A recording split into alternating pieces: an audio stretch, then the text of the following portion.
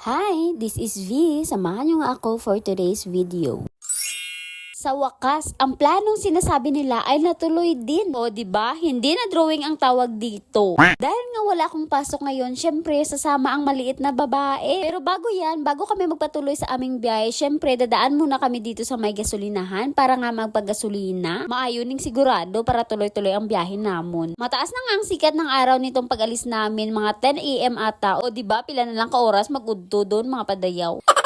Hindi pa kasali, diri nga nagtalang-talang kami sang amon direksyon, o diba? Perte ka nami. Yes, Google Map nga pala yung ginamit namin, pero ba't ganun? Nagtalang pa kami. By the way guys, dito nga pala namin trip maligo sa Matimos Falls, dito sa may Tantangan, South Cotabato. Bali sa Tupi sana kami maliligo doon sa may Tanyungan Falls, pero medyo malayo siya. Kaya sabi namin, dito na lang kami sa Tantangan kasi medyo malapit lang naman siya at next time na lang doon sa may Tupi. Pagdating nga pala namin dito ay nagpark na nga pala kami ng aming sasakyan. Motor, I mean.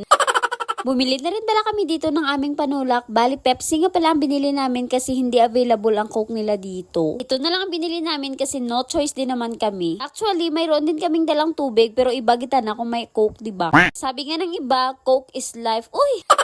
Nagsimula na nga kami sa paglakad dito. Actually, medyo malayo pa daw kasi 3 sapa pa daw ang madadaanan namin bago kami makarating sa Matimos Falls. Okay lang din naman ito kasi nag-enjoy din naman kami, kwento-kwentuhan hanggang makarating kami doon. At least kahit papaano, maunat-unat din ang aming katawan. Pagkatapos ng ilang minuto ay narating na din namin sa wakas ang unang sapang madadaanan namin. O diba? Pero alam nyo ba? Dito pa lang ay damang-dama ko na ang pangangalay ng aking mga paa. Amo gani ng hambal nila, lagaw pa more. At sa wakas, nandito na rin kami sa Matimos Falls. Medyo maraming ang naunang naligo dito sa amin kasi naman walang pasok, 'di ba? Samahan mo pa ng mainit na panahon, tiyak marami talagang naliligo dito. Doon pa lang kasi kami kanina sa itaas, doon sa pinarkingan namin ay sinabihan na kami na maraming ang naligo ngayon. Okay lang din naman sa amin kasi nga choice din namin ngayon maligo. 30 pesos nga pala ang entrance fee nila dito at saka itong cottage nila ay 300 pesos. Medyo nag-iingat lang kami dito sa cottage na napili namin kasi nga maraming buslot ang mga salog. Budlay na ni karon kumabulaso ta, hindi kabayad ang biga ta sini. At before nga pala kami maligo ay kumain na nga pala kami ng pananghalian kasi gutom na talaga. Mahirap nang magutom tayo dito, mabuti nang may laman ng ating tiyan bago tayo maligo. Pagkatapos nga naming magpahinga ay syempre umakyat na ako dito sa may hagdanan para makita ko yung view dito sa taas. Sumabay na rin sa akin dito sila JR, si Toto at saka si Ate Cute. Pagkaakyat mo pala dito ay ito pala yung view na makikita mo at may mga falls pa pala dito sa taas.